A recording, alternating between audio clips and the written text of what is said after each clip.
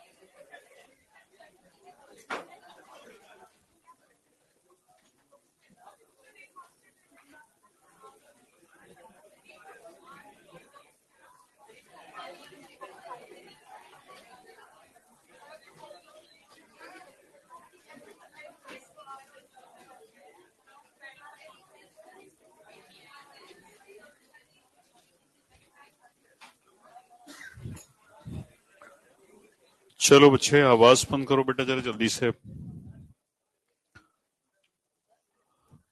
YDSE चल रहा था। इस YDSE में कल 10 कंक्लूजन डिस्कस हो गए थे, उसके बाद से शुरू करना है। तो ये आज YDSE का लास्ट पार्ट डिस्कस होना है। YDSE में अगर एक स्लिट के सामने एक ट्रांसपेरेंट फिल्म रख दें तब की कंडीशन है कॉपीज को बंद कर दो और थोड़ी देर के लिए पहले बोर्ड पर ध्यान से थोड़ा सा सुनो, समझो, उसके बाद फिर क्वेश्चंस करके इंटरफेरेंस आज खत्म करेंगे। YDSE का ये फिगर है जो हमने लास्ट टू लास्ट क्लास से बनाना शुरू किया। इस फिगर में दोनों स्लिट्स के बीच का डिस्टेंस D, स्लिट से स्क्रीन तक का डिस्टेंस कैपिटल D, यहां कहीं आता था सेंटर जिसको C से लिखा था, और साथ में यहां एक पॉइंट P लिया था जिसका सेंटर से डिस्टेंस X माना था। आज के लेक्चर का पहला टॉपिक है YDSE में एक स्लिट के सामने एक ट्रांसपेरेंट फिल्म रख दें जिसकी थिकनेस T और रिफ्रैक्टिव इंडेक्स म्यू है। जब फिल्म रखते हैं तो ऐसी स्थिति में एक लाइट रे S1 से जाएगी, फिल्म को क्रॉस करके P पर जब पहुंचेगी, दूसरी डायरेक्टली P पर जाएगी, दोनों मिलेंगी, इंटरफेरेंस होगा। ऐसी स्थिति में सारा का सारा फ्रिंज पैटर्न उस डायरेक्शन में शिफ्ट हो जाएगा जिस डायरेक्शन में फिल्म को रखा गया है। entire fringe pattern gets shifted in the direction in which the film is kept. इस लाइन का मीनिंग फिगर से देखें। पहले दिन जब YDSE का फिगर बनाया था तो उसमें यह डिस्कस हुआ था कि सेंटर वाले पॉइंट पर 0 नंबर की फ्रिंज बनती है, इसको ओरिजिन माना जाता है। काउंटिंग यहां से शुरू करते थे, 0, first dark first bright, second dark second bright. हमने फिल्म को सेंटर के ऊपर रखा तो सारा का सारा फ्रिंज पैटर्न ऊपर शिफ्ट हो जाएगा। शिफ्ट होने का मतलब पहले ये 0 नंबर की फ्रिंज थी, अब यहां 0 नंबर की फ्रिंज बनेगी। इसको कहते हैं शिफ्टिंग। अगर मैं फिल्म को यहां नीचे रखता तो सारा का सारा पैटर्न नीचे शिफ्ट हो जाता। जिस डायरेक्शन में फिल्म को रखते हैं उस डायरेक्शन में फ्रिंज पैटर्न शिफ्ट हो जाता है, पहला पार्ट। दूसरा, इस फिल्म को रखने से फ्रिंज विड्थ पर क्या इफेक्ट पड़ेगा वो चेक करते हैं। ये फ्रिंज विड्थ का फॉर्मूला है। बीटा बराबर लैम्डा D बाई D में देखें क्या बदला। कैपिटल D चेंज नहीं हुआ, छोटा डी चेंज नहीं हुआ, वेवलेंथ चेंज नहीं हुई, अगर कुछ भी चेंज नहीं हुआ तो फ्रिंज विड्थ चेंज नहीं होती, केवल फ्रिंज पैटर्न शिफ्ट हो जाता है, एकमात्र चेंज यही आता है। क्लास 11th की वेव थ्योरी में एक फॉर्मूला पढ़ाते हैं, फेज डिफरेंस, पाथ डिफरेंस और टाइम डिफरेंस में relation. Phase difference upon 2 pi is equal to path difference upon lambda is equal to time difference upon time period. Last to last lecture में बताया था कि centre पे path difference 0 होता है। अगर यहां पाथ डिफरेंस की जगह 0 कर दें तो टाइम डिफरेंस की वैल्यू भी 0 आ जाएगी। टाइम डिफरेंस 0 होने का मतलब होगा कि लाइट को एक पॉइंट तक पहुंचने में टाइम सेम लगेगा, तभी दोनों के टाइम का डिफरेंस 0 आएगा। That means time taken by the light to go from S2 to P, that will be same as time taken by the light to go from S1 to P। दोनों तरफ के time same रहेंगे, तभी time difference 0 आएगा। Time का formula होता है distance upon speed. Figure में देखें, S2 से P तक जब लाइट चली तो डिस्टेंस ट्रेवल किया S2P, एयर में स्पीड मान लेते हैं VA, वेलोसिटी इन एयर, तो ये हो गया VA। S1 से P तक जब लाइट चलेगी तो कुछ पोर्शन में एयर है, कुछ पोर्शन में फिल्म है, स्पीड अलग अलग मीडियम्स में अलग अलग होती है, एयर में VA, मीडियम में VM मान लेते हैं। तो यहां टाइम का फॉर्मूला डिस्टेंस अपॉन स्पीड लिखेंगे तो डिस्टेंस चेक करते हैं। एयर में डिस्टेंस देखें पहले, तो एयर का डिस्टेंस निकालने के लिए टोटल में से T सबट्रैक्ट कर दें, तो ये एयर का डिस्टेंस अपॉन एयर में स्पीड। फिल्म के केस में डिस्टेंस हो गया थिकनेस के बराबर और स्पीड हमने मानी है VM।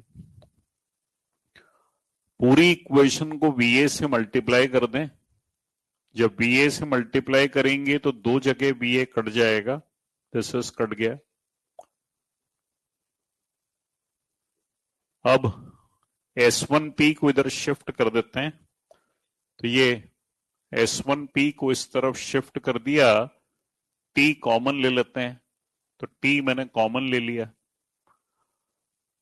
बड़ा वाला डेरिवेशन जो लास्ट टू लास्ट लेक्चर में किया था, वो जिन्होंने याद कर लिया उनको याद आना चाहिए कि उस लेक्चर में S2P माइनस S1P को लिखा था पाथ डिफरेंस, और रे ऑप्टिक्स में दो वेलोसिटीज के रेशियो को कहते हैं म्यू।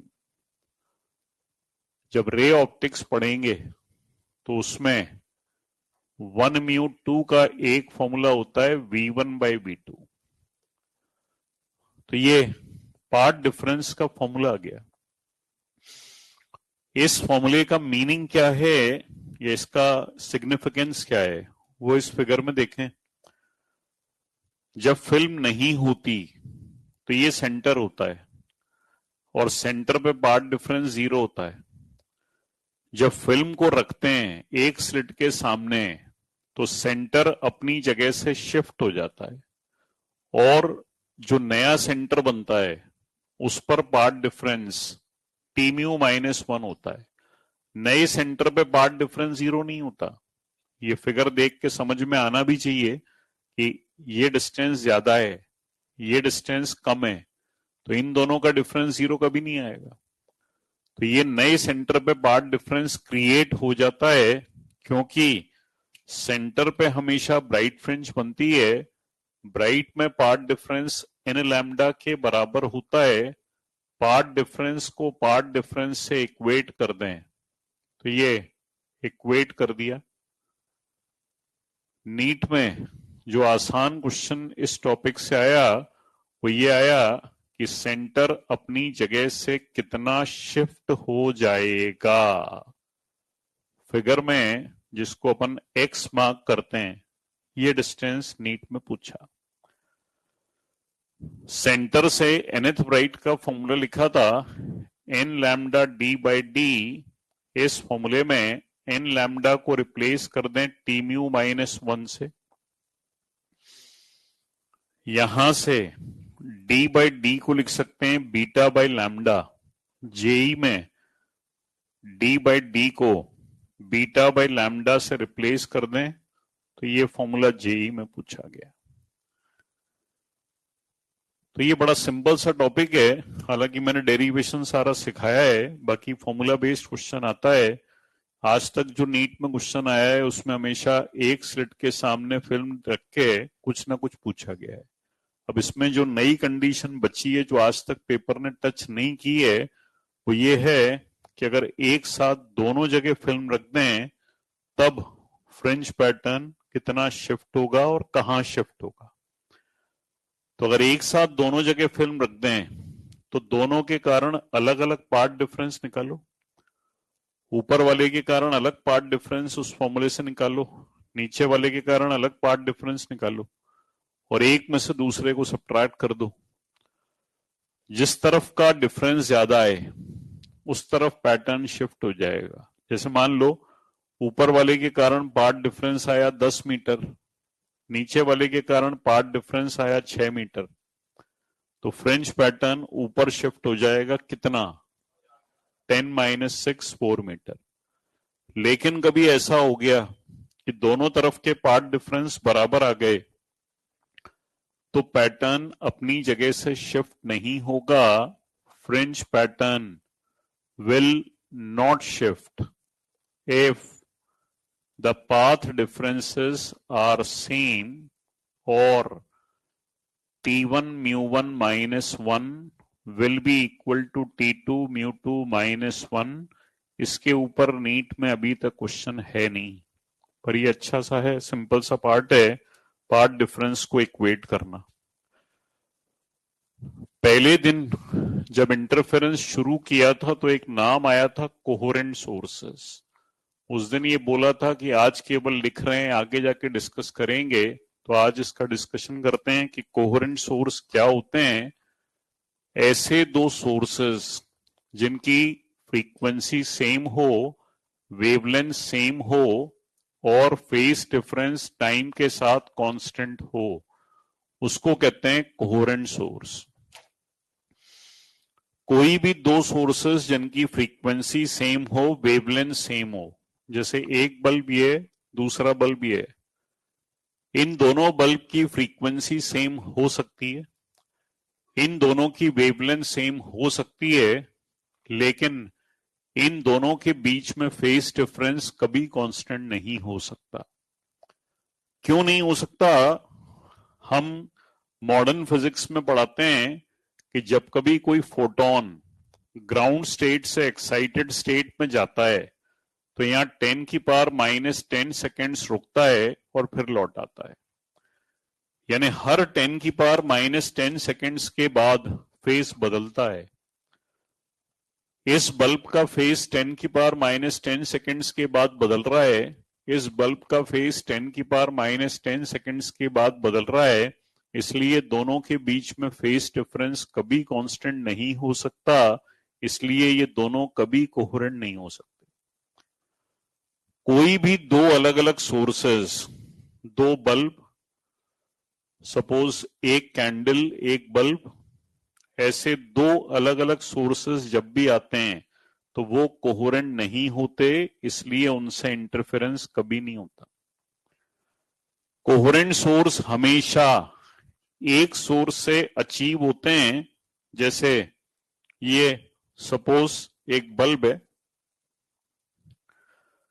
ये सपोज एक बल्ब है जिससे लाइट एमिट हो रही है। इस बल्ब के दो अलग अलग पॉइंट से दो अलग अलग वेव्स निकाल ली जाएं तो वो कोहेरेंट होंगी।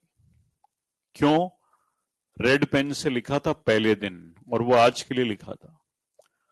रेड पेन से जो लाइन लिखी है कॉपी में वो है, each source creates disturbance such that the locus of all particles vibrating in same phase gives the wavefront।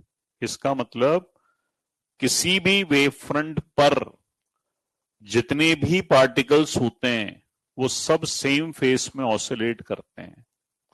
तो अगर किसी सोर्स से लाइट वेवफ्रंट के फॉर्म में एमिट हो रही है, उस वेवफ्रंट के ऊपर दो अलग अलग पॉइंट्स को दो अलग अलग सोर्सेस बना दिया जाए तो वो हमेशा सेम फेस में वाइब्रेट करेंगे, क्योंकि एक वेव फ्रंट के सारे पार्टिकल्स सेम फेस में ऑसिलेट करते हैं। तो कोहेरेंट सोर्स हमेशा एक सिंगल सोर्स से ऑब्टेन किए जाते हैं।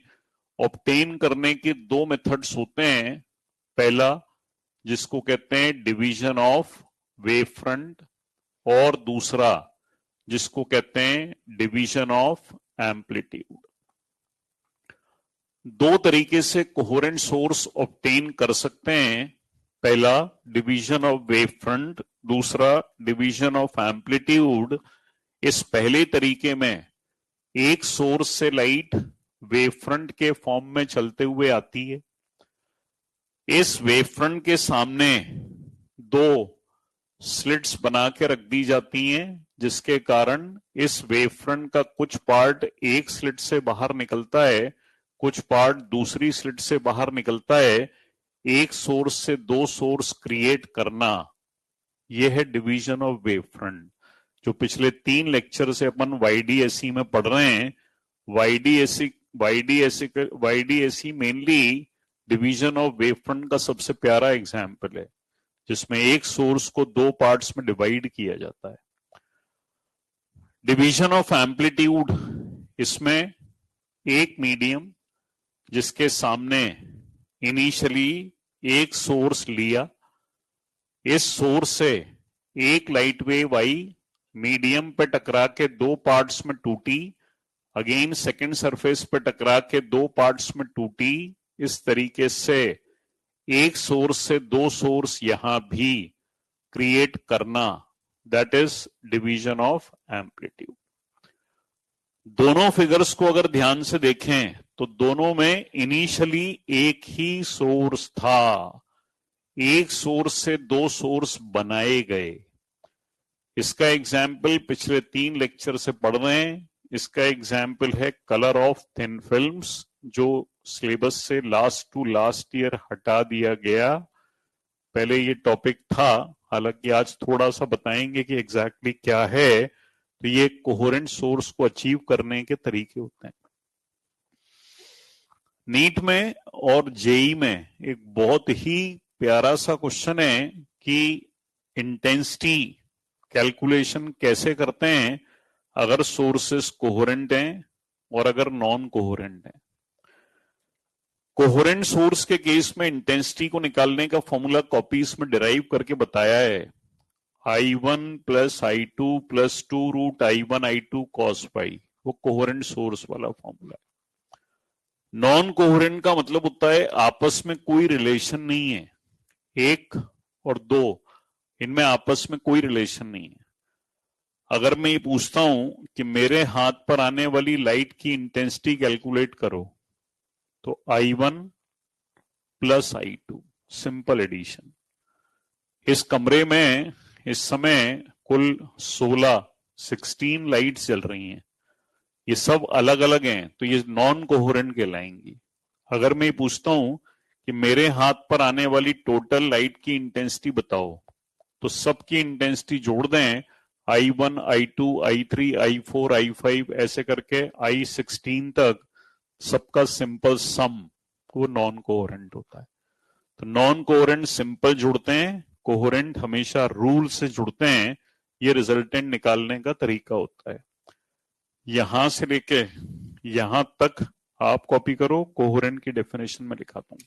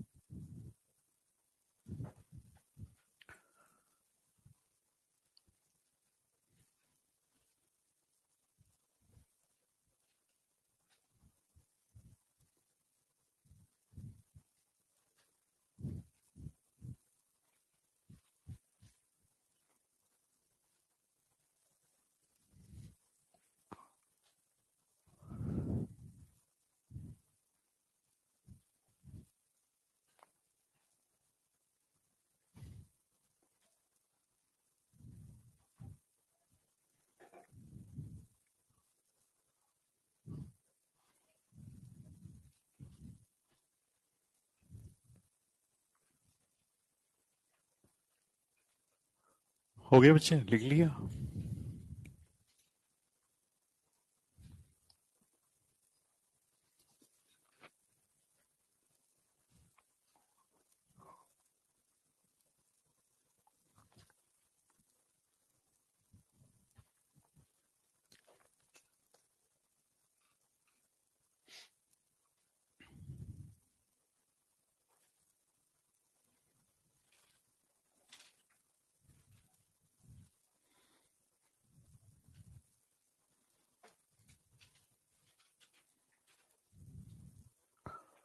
चलो अब हेडिंग लिखो, coherent sources.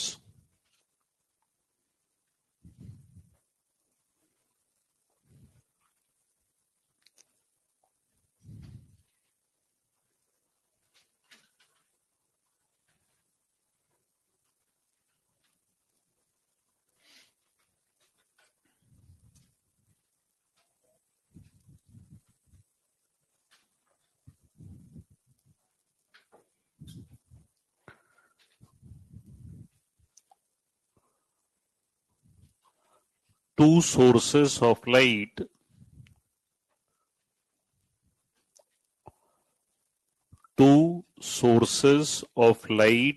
having same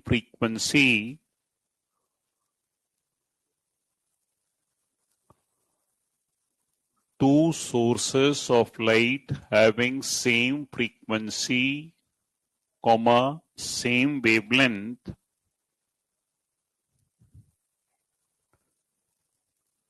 and a constant phase difference with time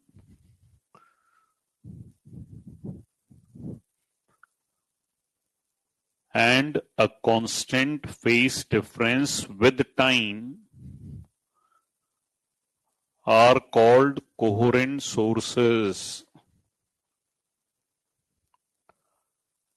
and a constant phase difference with time are called coherent sources.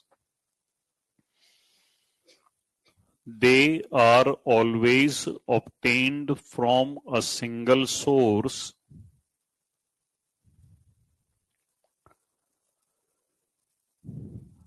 They are always obtained from a single source, that is, red pen से लिखो एक line, two independent sources cannot produce interference. That is, two independent sources cannot produce interference. इसके बाद normal pen से लिखो, because phase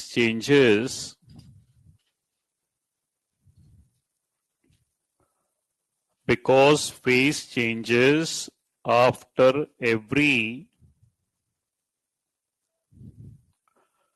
10 to the power minus 10 seconds.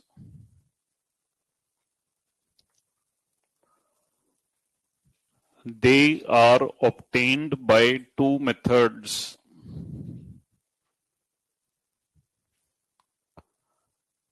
They are obtained by two methods. दो columns बनाओ, एक में लिखो division of wave front, एक में लिखो division of amplitude.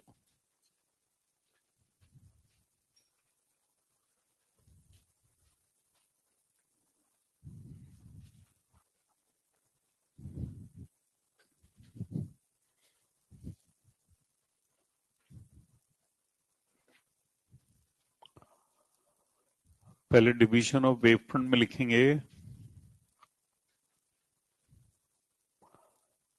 the wavefront emitted from the source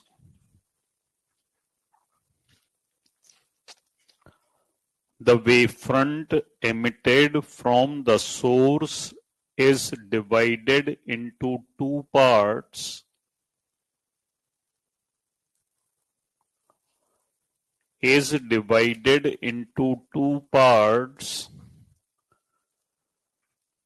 by reflection or refraction, by reflection or refraction. Example YDSE.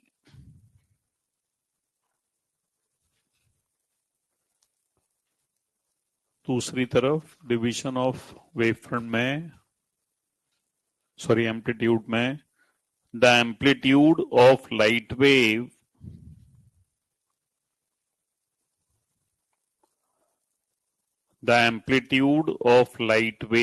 is divided into two parts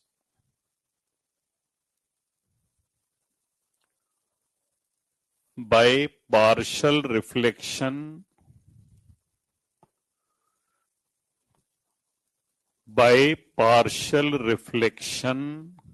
and partial refraction.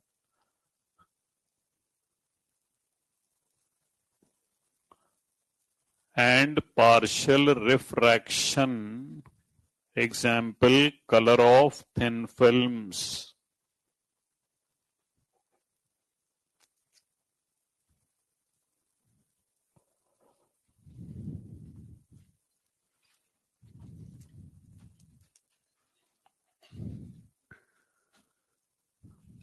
चलो जरा board पर देखो तो एक last topic और डिस्कस करें, फिर आप कुछ क्वेश्चंस करोगे इस पर, और कल भी कुछ क्वेश्चंस बच गए थे तो वो सारे क्वेश्चंस आज आपको करना है। आज का एक लास्ट थियोरेटिकल टॉपिक और डिस्कस कर लें, फिर अपन इंटरफेरेंस के बचे हुए क्वेश्चंस ले लेते हैं। ये colour of thin films last year November में सिलेबस से हटा दिया गया। थोड़ा सा बेसिक पता इसलिए होना चाहिए कि आपके पास जो रेस है उसमें इसके ऊपर कुछ बेसिक क्वेश्चंस दिए गए हैं। टफ वाले तो सारे हटा दिए, सिलेबस में से हटाने के बाद एनसीईआरटी से हटा दिया गया, बट स्टिल बेसिक डिस्कस कर लेते हैं। सबसे पहली बात, थिन फिल्म कहते किसे हैं? थिन एक रिलेटिव वर्ड है, इसलिए थिन को डिफाइन करते हैं एक ऐसी फिल्म जिसकी थिकनेस 0.01 माइक्रोमीटर की ऑर्डर की हो, उसको थिन फिल्म माना जाता है। 0.1 से 0.01 कुछ भी ले सकते हैं, इसको थिन फिल्म का नाम दिया जाता है। 0.01 माइक्रोमीटर का मतलब हो गया 0.01 इंटू 10⁻⁻6 मीटर। इतनी कम थिकनेस जिसकी होती है उसको थिन फिल्म का नाम दे देते हैं। इस थिन फिल्म के ऊपर अगर एक व्हाइट लाइट सोर्स ले लें, व्हाइट लाइट सोर्स का सबसे अच्छा एग्जाम्पल है सन।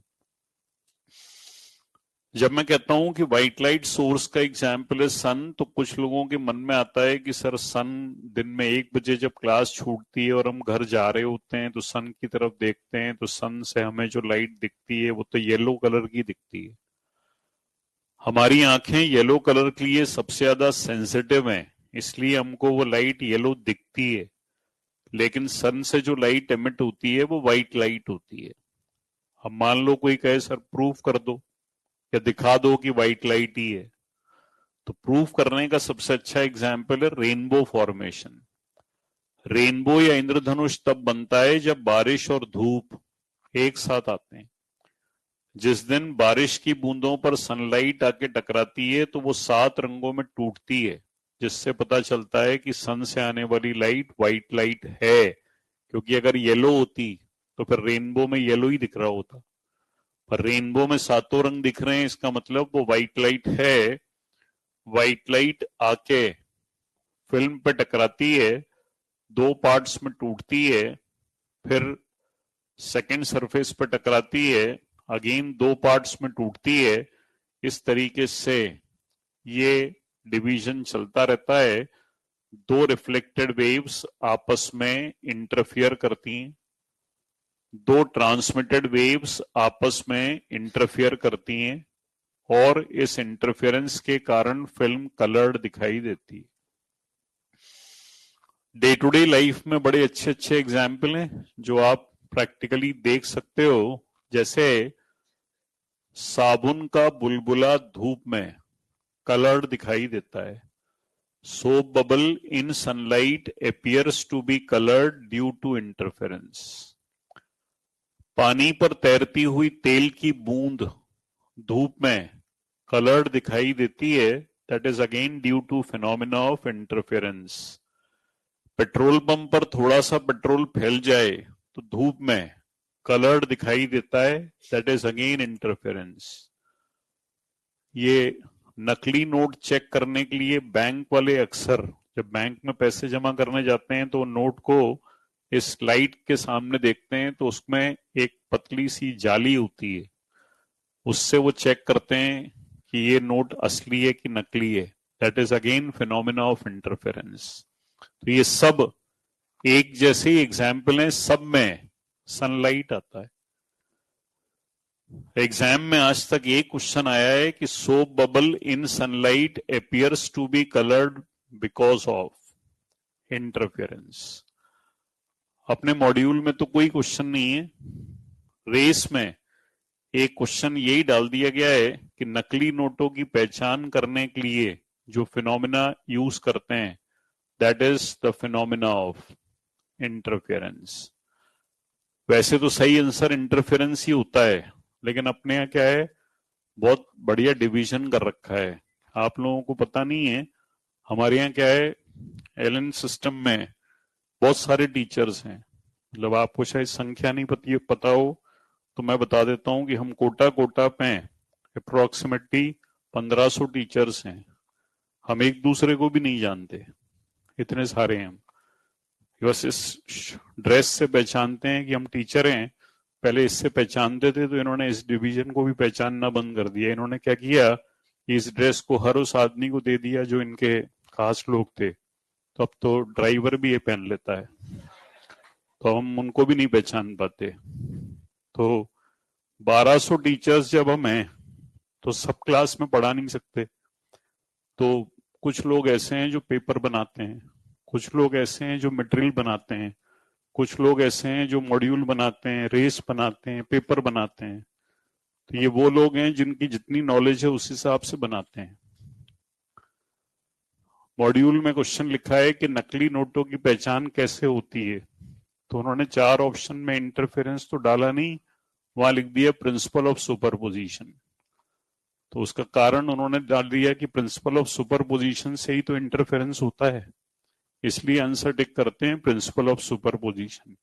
हालांकि प्रिंसिपल ऑफ सुपरपोजिशन से और भी फिनोमिना होते हैं, जैसे एक होता है वेव्स में बीट्स, एक होता है स्टेशनरी वेव। लेकिन करेंगे आप, जिसका जितना दिमाग है उतना ही चलता है यहाँ पर। तो इसलिए अगर आपके पास पेपर में क्वेश्चन आए तो आपको इंटरफेरेंस ही मिलेगा ऑप्शन में, और पेपर तो नीट वाले बनाते हैं, वो अपन नहीं बनाते, तो इसलिए वहां प्रिंसिपल ऑफ सुपरपोजिशन नहीं आएगा। तो खैर एक चीज तो ये हो गई। दूसरा, इसके ऊपर क्वेश्चन अब है नहीं। पिछले साल वाले मॉड्यूल अगर आपके पास पड़े होंगे तो उसमें जरूर क्वेश्चन मिल जाएगा, क्योंकि लास्ट ईयर तक तो ये सिलेबस में था, और लास्ट ईयर नवंबर में सिलेबस रिवाइज हुआ था, तो उसमें कुछ पोर्शन डिलीट कर दिया गया। तो इस जो लोग पुरानी चीजों को रेफर कर रहे हैं उसको वहां से मत पढ़ना, नहीं तो पता चला कहोगे सर आपने ये पढ़ाया नहीं। बाहर कई बार कुछ मटेरियल मिलता है फ्री ऑफ कॉस्ट, तो उसको भी मत पढ़ना। ये सब चीजें वो हैं जो आप में से कुछ लोग ट्राई करते हैं, क्योंकि आपको बेवकूफ बनाने वाले कोटा में बहुत सारे हैं। तो वो जो सिलेबस से बाहर हैं उनके उसमें दिमाग मत लगाने लग जाना, क्योंकि अपन ने उसमें दिमाग लगाया, डाइवर्ट हुए, और पेपर में जो आना है वो पता चला छोड़ दिया। तो मैंने वहां लिख दिया है नॉट इन सिलेबस। अब चलते हैं, थोड़ा सा इंट्रोडक्शन ले लेते हैं डिफ्रैक्शन का। लास्ट के आधा घंटे में अपन क्वेश्चन ले लेते हैं। डिफ्रैक्शन को डिस्कस करने के लिए एक सोर्स जिससे जब लाइट एमिट होती है तो वो लाइट स्ट्रेट लाइन में चलती है, जिसको कहते हैं rectilinear propagation of light, light का स्ट्रेट लाइन में चलना। अगर किसी सोर्स के सामने एक ऑब्स्टिकल को रखा जाए तो पहली बार ग्रिमाल्डी नाम के साइंटिस्ट ने देखा कि सोर्स से लाइट चलती है ऑब्स्टिकल के किनारे से टकराती है, टकराने के बाद बेंड होती है। इस लाइट का किनारे से टकराकर बेंड होना, इसको कहते हैं फिनोमेना ऑफ डिफ्रैक्शन। सोर्स से लाइट जाती है, ऑब्स्टिकल से टकराकर किनारे से बेंड होती है, इस किनारे से बेंड होना, इसको कहते हैं फिनोमेना ऑफ डिफ्रैक्शन। ग्रिमाल्डी का ये कहना था कि अगर डिफ्रैक्शन देखना चाहते हो तो ऑब्स्टिकल का साइज वेवलेंथ की ऑर्डर का होना चाहिए। ऑब्स्टिकल का साइज वेवलेंथ की ऑर्डर का होना चाहिए। इस रूम में ये बल्ब जो लगा हुआ है, इससे जो लाइट एमिट हो रही है उसकी वेवलेंथ 3900 एंगस्ट्रॉम से 7800 एंगस्ट्रॉम के बीच में है, जिसको कहते हैं विजिबल लाइट, विबग्योर। ये लाइट मुझसे आके टकरा रही है, मैं एक ऑब्स्टिकल हूं, मेरी हाइट 5 फुट 10 इंच, यानी ऑब्स्टिकल बहुत बड़ा है। ग्रिमाल्डी का कहना था कि अगर डिफ्रैक्शन देखना चाहते हो तो दोनों सेम ऑर्डर के होना चाहिए।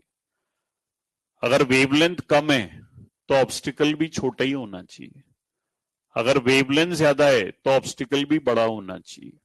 तो अगर मैं अपने कंपैरिजन में बात करूं तो मेरी हाइट 5 फुट 10 इंच, यानी ऑब्स्टिकल बहुत बड़ा है, तो ग्रिमाल्डी के हिसाब से वेवलेंथ भी बड़ी होना चाहिए।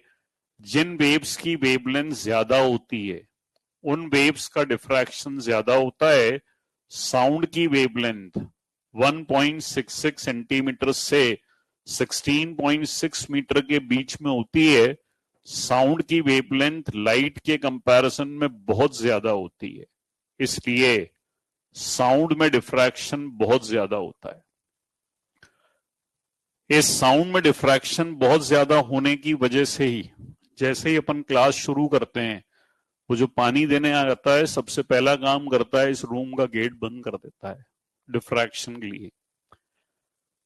मेरे बोलने से आवाज जा रही है, इस डोर के किनारे पे टकरा रही है, टकराने के बाद वो सामने दीवार से टकरा रही है, दीवार से टकरा के पास वाले रूम में जा रही है। एक रूम से दूसरे रूम में आवाज का प्रोपोगेट करना, ये डिफ्रैक्शन है, आपके घरों में होता है। सपोज मम्मी किचन में खाना बना रही हैं, आप गलती से अपने रूम में बैठकर पढ़ाई कर रहे हो, तो आपको किचन में से उनकी आवाज आसानी से रूम में सुनाई देती है। That is phenomena of diffraction. एक रूम से दूसरे रूम में आवाज का प्रोपोगेट करना डिफ्रैक्शन है। लाइट में भी होता है, आज घर पे करके देखना। हॉस्टल में जिस रूम में आप रह रहे हो उस रूम में अगर रूम के साथ कोई बालकनी है तो रूम में अगर बालकनी और रूम को सेपरेट करने वाला डोर को पूरी तरीके से बंद कर दें, रूम में लाइट ऑन करते हैं तो थोड़ी बहुत लाइट बाहर जाती है, पर थोड़ी बहुत ही जाती है। आप चाहो कि रूम की लाइट को ऑन कर लो और बाहर बैठ के पढ़ लो तो इतनी लाइट नहीं जाती। लेकिन साउंड के केस में रूम में बात करते हो तो आवाज जाती है, रूम में गाने चला लो आवाज बाहर तक सुनाई देती है। तो साउंड का डिफ्रैक्शन ज्यादा होता है, लाइट में डिफ्रैक्शन कम होता है, क्योंकि साउंड की वेवलेंथ ज्यादा होती है एज कंपेयर टू लाइट की वेवलेंथ। सबसे ज्यादा वेवलेंथ होती है रेडियो वेव्स की। रेडियो वेव्स का डिफ्रैक्शन सबसे ज्यादा होता है। रेडियो वेव्स का यूज टीवी ट्रांसमिशन और मोबाइल ट्रांसमिशन में होता है। मोबाइल के सिग्नल्स करीब करीब सभी जगह रहते हैं। ये रूम इस समय सब जगह से बंद है, पर आप अपने मोबाइल को चेक कर लो एक बार तो सिग्नल पूरे होते हैं। कहां से आ रहे हैं? ये डोर के नीचे जो स्पेस है जहां से न्यूज़पेपर वाला न्यूज़पेपर खिसकाता है, यहां से सिग्नल एंटर हो रहे हैं। इस एसी की यूनिट बाहर लगी है, वहां से सिग्नल एंटर होके इस रूम में एंटर कर रहे हैं। ये सब डिफ्रैक्शन का कमाल है, जिसकी वजह से टीवी और मोबाइल आसानी से हर जगह ऑपरेट हो रहे हैं। तो जिन वेव्स की वेवलेंथ ज्यादा होगी उनका डिफ्रैक्शन ज्यादा होगा, जिनकी वेवलेंथ कम होगी उनका डिफ्रैक्शन कम होगा। साउंड वेव्स, जिनको नहीं पता हो, साउंड वेव्स, साउंड वेव्स के तीन पार्ट होते हैं, अल्ट्रासोनिक्स, इंफ्रासोनिक्स और ऑडिबल। ये तीन तरीके की वेव्स होती हैं साउंड में। तो ये जो डिफ्रैक्शन अपन पढ़ रहे हैं, कई बार ये क्वेश्चन पूछ लेते हैं कि which of the following waves will produce more diffraction, तो उसमें साउंड ऑप्शन में नहीं होता। तो साउंड के तीन पार्ट्स में से कोई पार्ट आ जाता है, अल्ट्रासोनिक्स, इंफ्रासोनिक्स, ऑडिबल। ऑडिबल का मतलब जो सुनाई दे और समझ में आए। तो ये डिफ्रैक्शन का बेसिक एग्जाम्पल है। अब इनको लिख के क्वेश्चंस कर लेते हैं। हेडिंग लिखो colour of thin films, bracket में लिख दो नॉट इन सिलेबस, और फिर लिखो next line.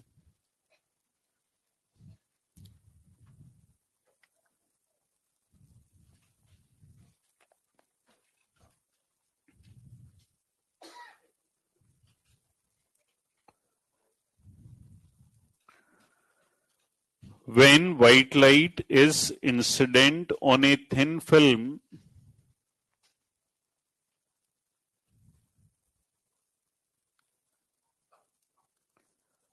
when white light is incident on a thin film, then due to division of amplitude,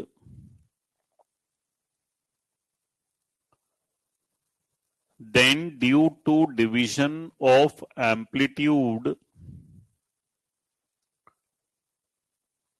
the reflected and transmitted waves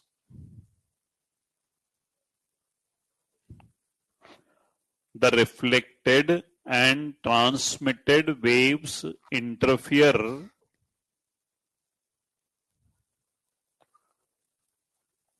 by which the film appears to be colored. By which the film appears to be colored. Example, soap bubble in sunlight, soap bubble in sunlight, comma, oil drop floating on the surface of water,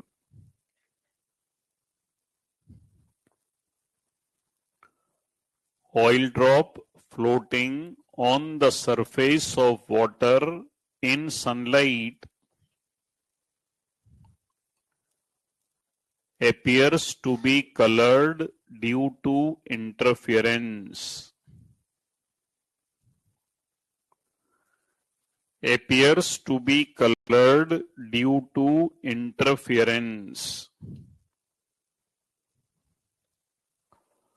इस figure को बना लो, इसकी exact value लिख लेते हैं यार अपन, 0.1 micrometer. नहीं तो तुम रेंज याद नहीं कर पाओगे, बाद में कहोगे सर इसमें गड़बड़ हो रही। 0.01 से 0.1 होती है वैसे तो। इस फिगर को बना लो।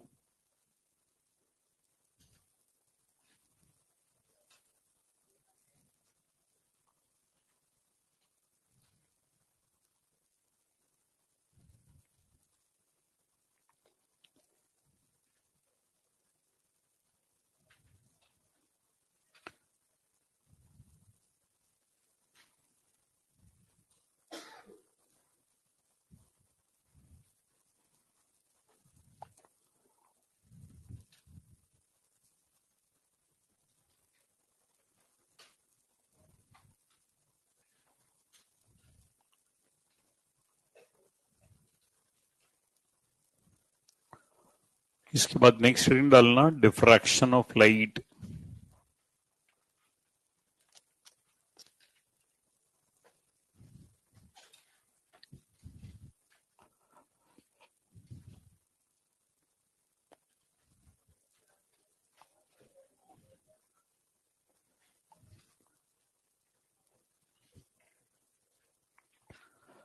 Light emitted from the source travels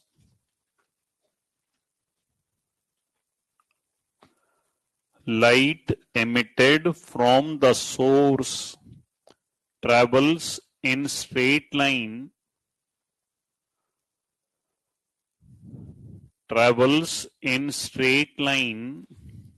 which is called rectilinear propagation of light,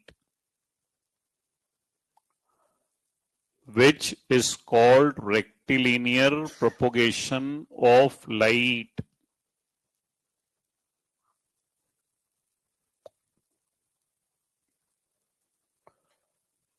If an obstacle is placed in front of a source,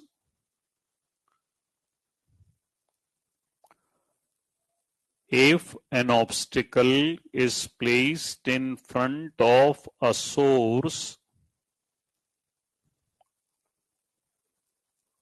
then light bends. Then light bends, B-E-N-D-S, bends around the corners of an obstacle, around the corners of an obstacle, which is called phenomena of diffraction, which is called phenomena of diffraction.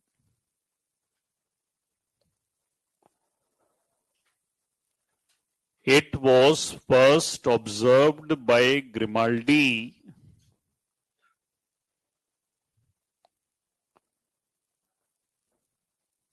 It was first observed by Grimaldi, for which wavelength should be of the same order, for which wavelength should be of the same order as the size of obstacle, for which wavelength should be of the same order as the size of obstacle. That is, greater wavelength gives more diffraction.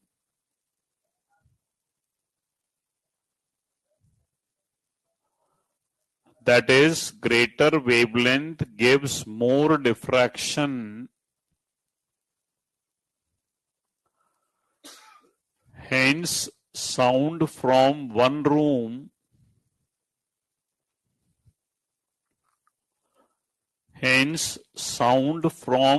room can be easily heard in another room. Hence, sound from one room can be easily heard in another room. The wavelength of radio waves is large.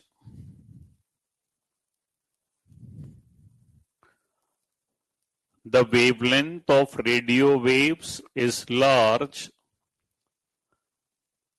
Hence, diffraction is more. Hence, diffraction is more.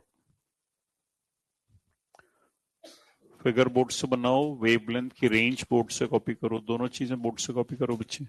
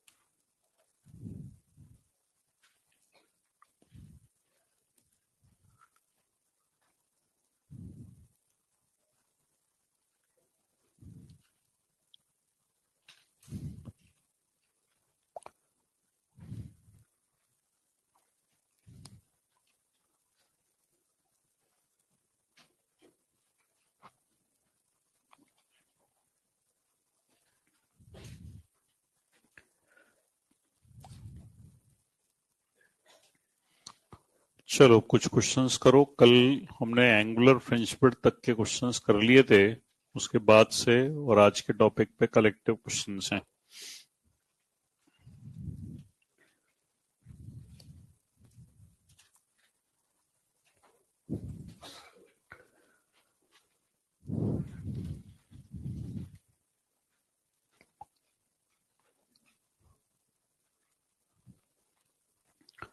In YDSC,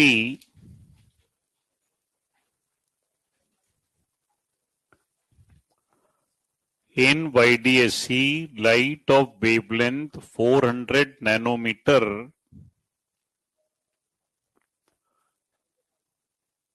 in YDSC, light of wavelength 400 nanometer produces 12 bright fringes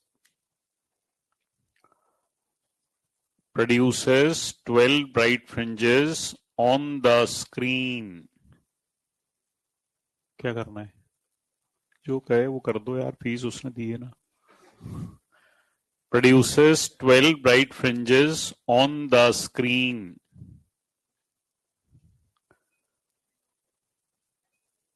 If light of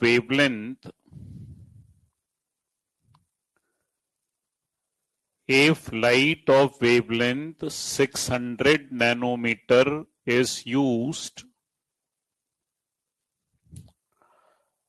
then how many bright fringes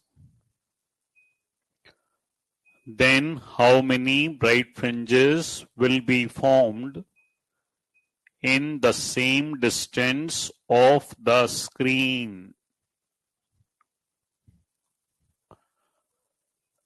Then how many bright fringes will be formed in the same distance of the screen?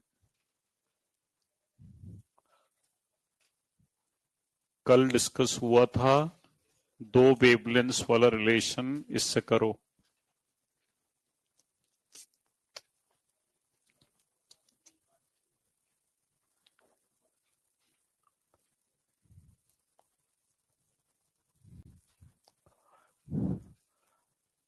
n1 lambda 1 is equal to n2 lambda 2, 8 bright fringes.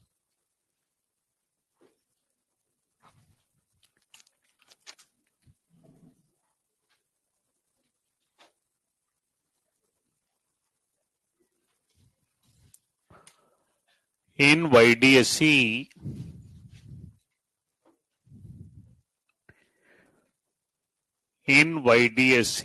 a mixture of light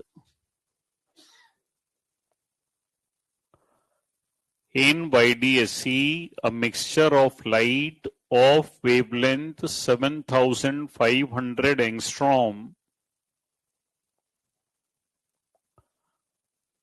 in YDSC, a mixture of light of wavelength 7500 angstrom and 9000 angstrom are used.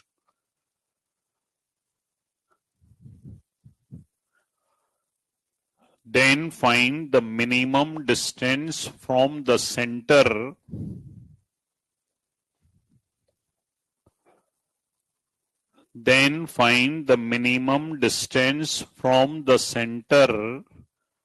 where bright fringes of both coincide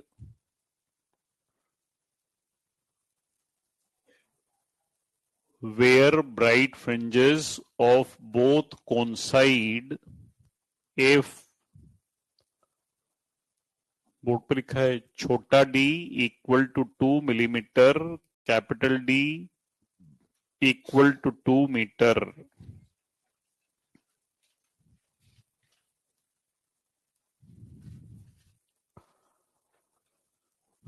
जब कभी दो wavelengths के ऊपर question होता है तो formula same use किया करो, ये वो फॉर्मूला है।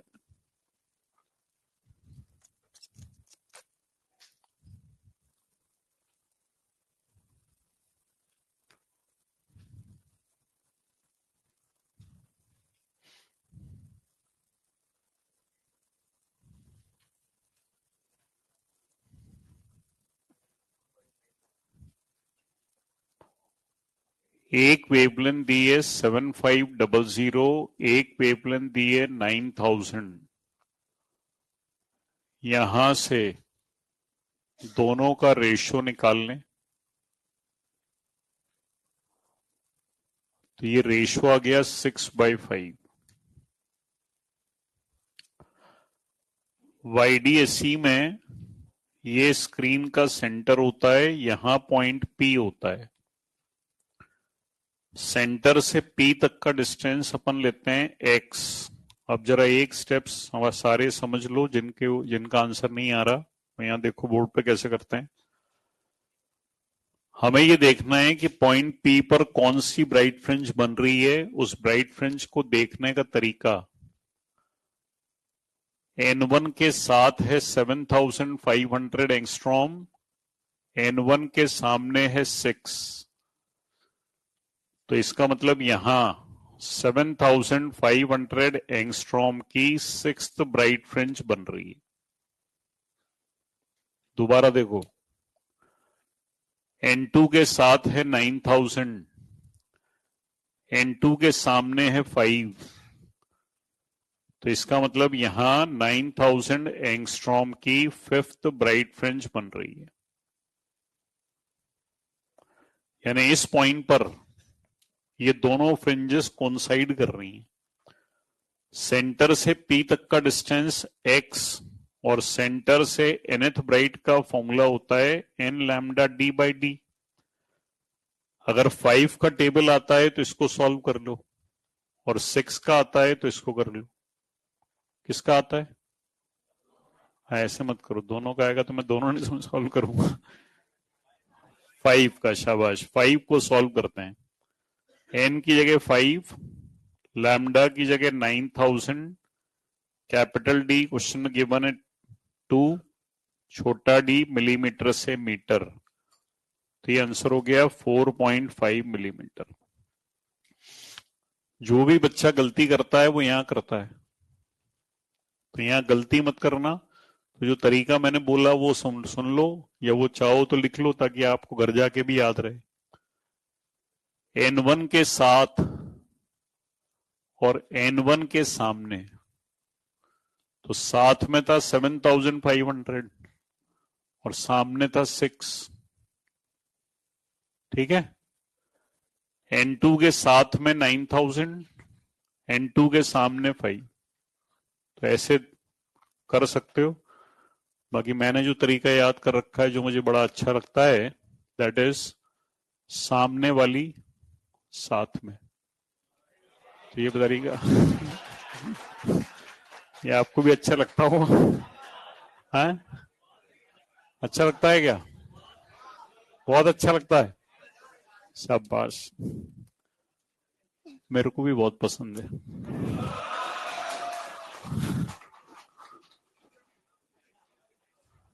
हैं? चलो कोई नहीं, नेक्स्ट करके दिखाओ। चलो एक क्वेश्चन अब आप करोगे।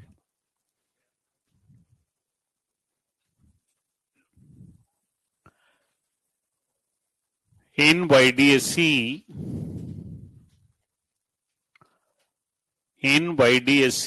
a mixture of light in YDSE, a mixture of light of wavelength 10,000 angstrom and 12,000 angstrom are used. A mixture of light of wavelength 10,000 angstrom and 12,000 angstrom are used. Then find the minimum distance from the center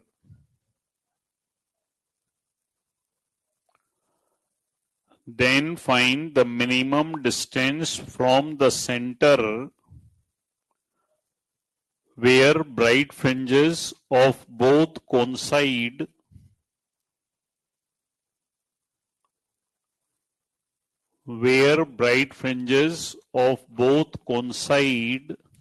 if board पर लिखा है बच्चे, छोटा d capital D दोनों given है।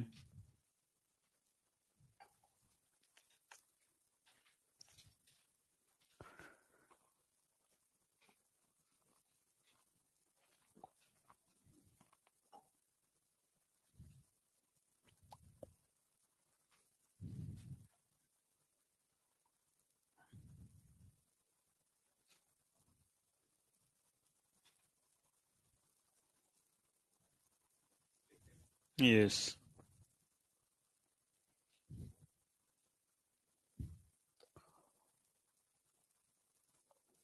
Same तरीके से करेंगे। n1 lambda 1 is equal to n2 lambda 2।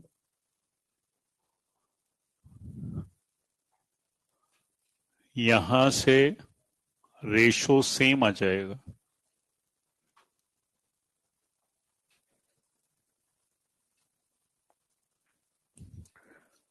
जब रेशो सेम आ गया तो सेम तरीके से सेंटर से पी तक का डिस्टेंस निकालने के लिए ये देखेंगे कि पी पर कौन से नंबर की कौन सी फ्रिंज बन रही है। तो जो तरीका दिखाया या बताया उसी से करते हैं। n1 के साथ n1 के सामने तो 10,000 एंगस्ट्रॉम की सिक्स्थ ब्राइट 12,000 एंगस्ट्रॉम की फिफ्थ ब्राइट से कोइंसाइड कर रही है।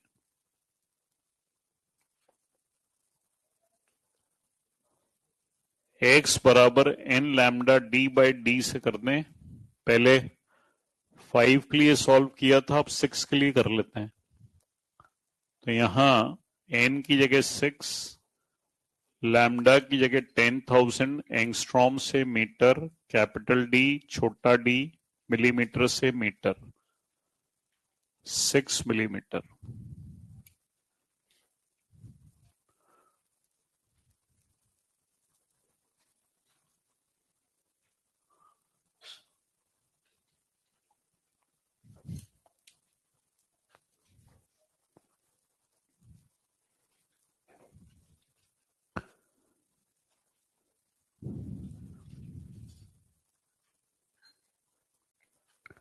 In YDSC, a glass plate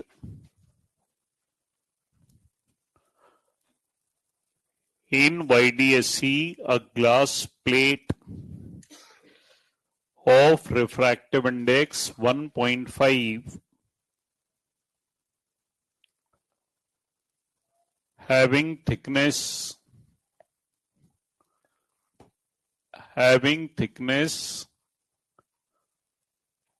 1.2 micrometer is placed in front of one slit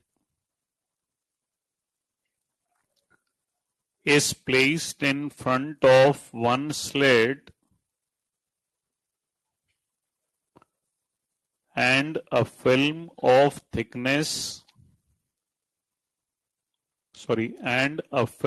of refractive index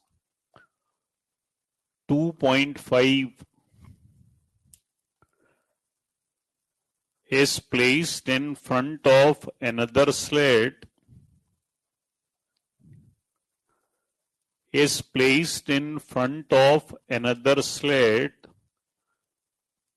by which the fringe pattern does not shift.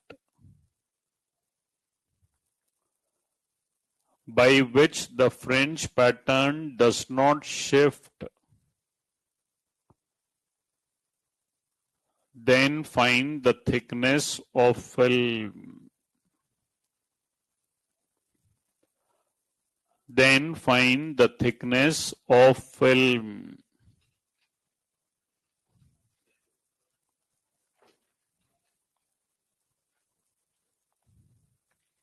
Solve.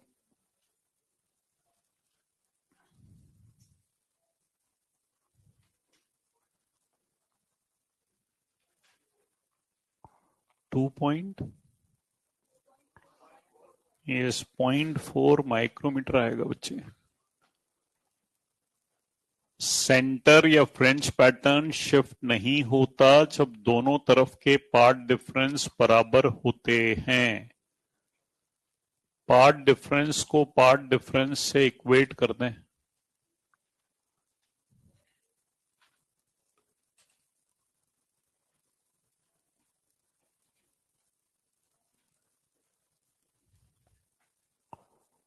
Zero 0.4 micrometre.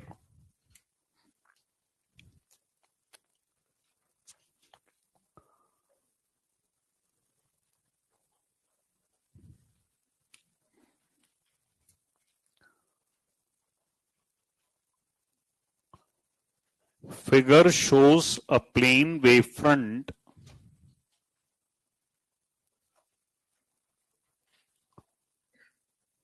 Figure shows a plane wavefront diffracted by a single slit.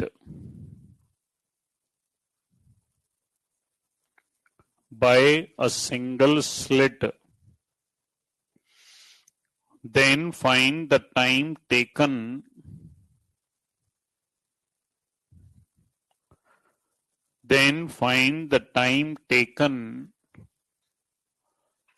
to move from P to Q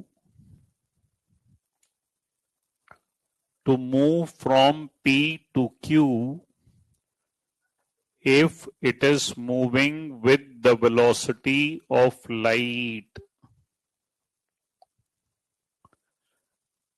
If it is moving with the velocity of light. Figure given है बच्चे.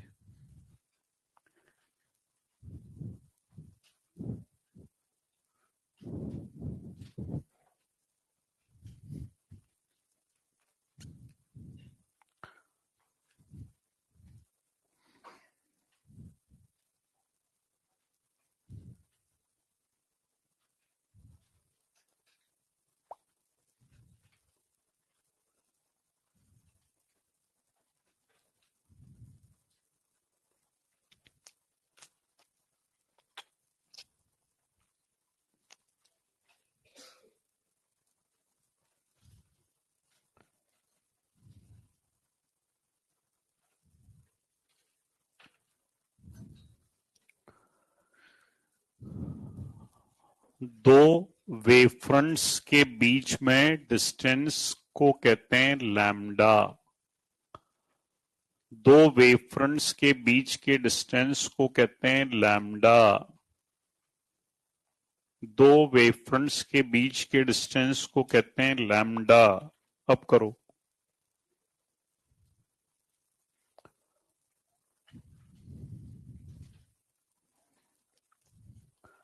Time बराबर distance upon speed. क्या करना है, इतना time क्यों लग रहा है? टाइम बराबर distance upon speed. Lambda lambda lambda will be 3 lambda. Light की speed c, 3 lambda by c.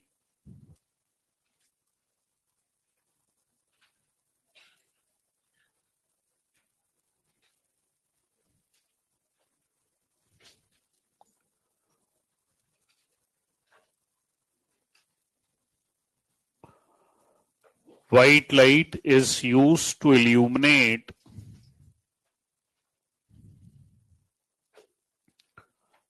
White light is used to illuminate the two slits. White light is used to illuminate the two slits placed B, board पे लिखा है, placed B distance apart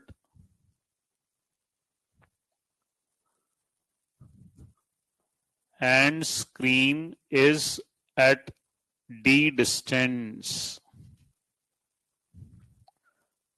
And screen is at, board पे लिखा है, छोटा d distance. Directly in front of one of the slits.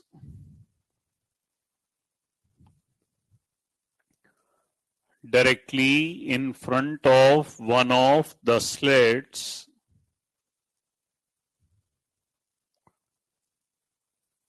It is found that certain wavelengths are missing.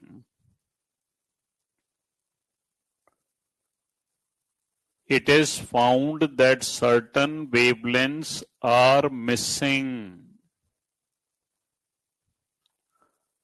Find those wavelengths. find those wavelength.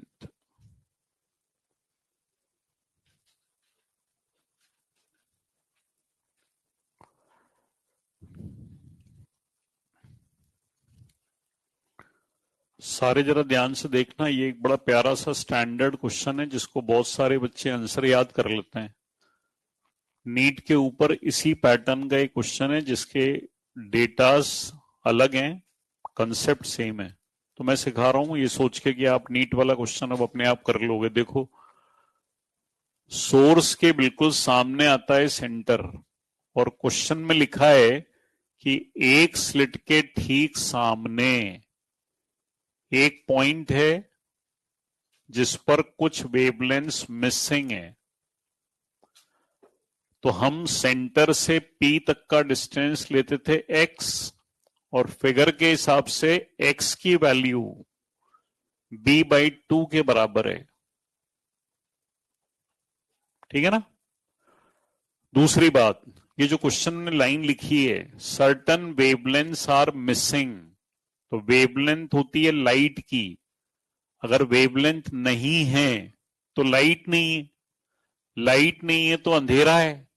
और जब dark fringe बनती है तो centre से nth डार्क का फॉर्मूला होता है 2n-1 lambda D bye 2d।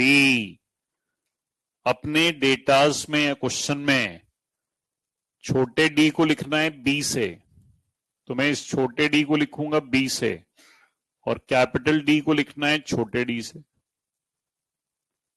ठीक है। अब वेवलेंथ निकालनी है, तो 2 से 2 तो कट जाएगा, क्रॉस मल्टीप्लाई करें। देखो, बी को बी से मल्टीप्लाई b², लैम्डा को छोड़ के बाकी सबको यहां शिफ्ट कर दें।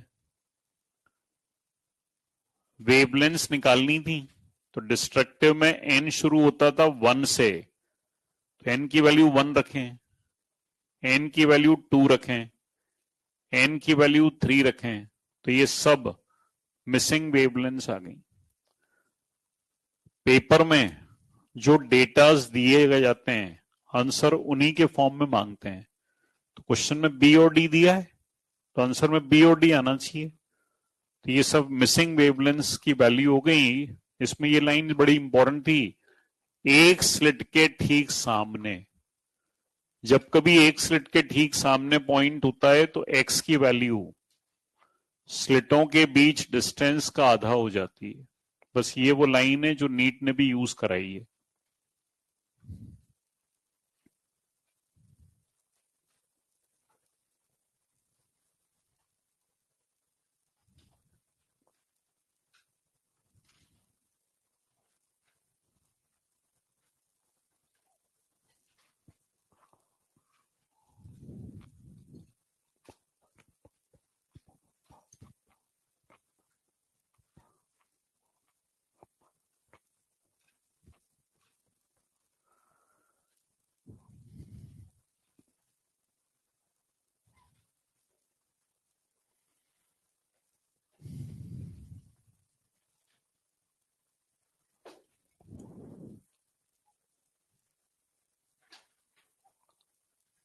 In YDSC,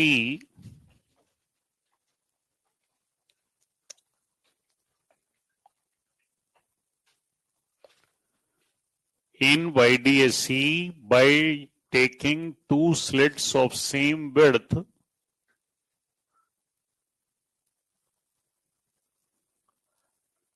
in YDSC by taking two slits of same width,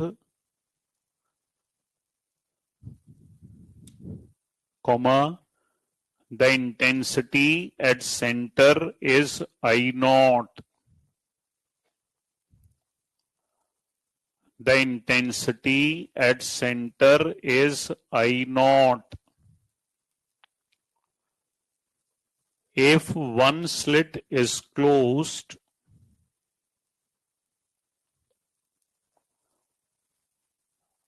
then find the intensity at the center. If one slit is closed, then find the intensity at the center.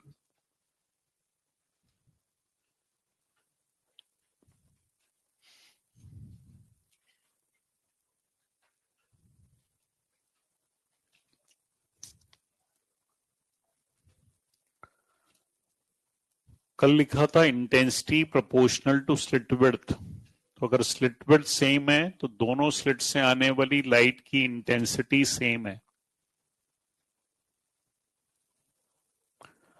Centre पर आई not, centre पे हमेशा bright fringe बनती है, bright में intensity maximum होती है, maximum का formula √I1 plus √I2 का होल स्क्वायर होता है, जिसकी वैल्यू क्वेश्चन में दी है I0।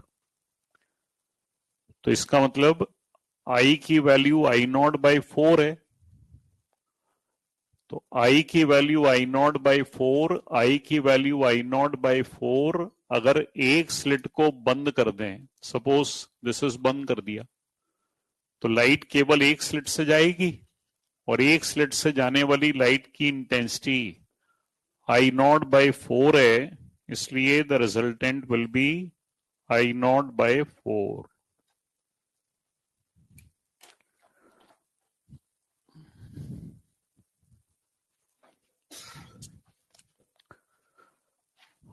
बस बाकी नेक्स्ट में करेंगे बच्चे। Thank you.